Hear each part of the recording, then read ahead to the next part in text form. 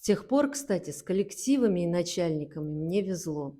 Не повезло только однажды, когда я стала и начальником, и телеведущей. Вот тогда мне устроили настоящую прожарку.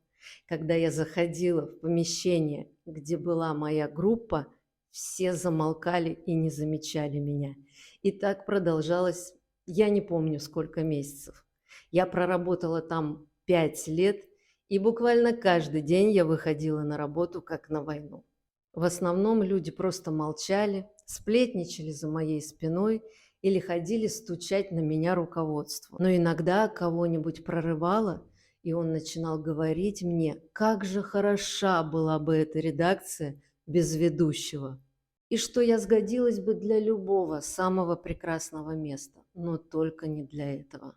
Я заметила, что все это происходило прямо пропорционально моим усилиям быть хорошей, быть правильней, стараться для людей.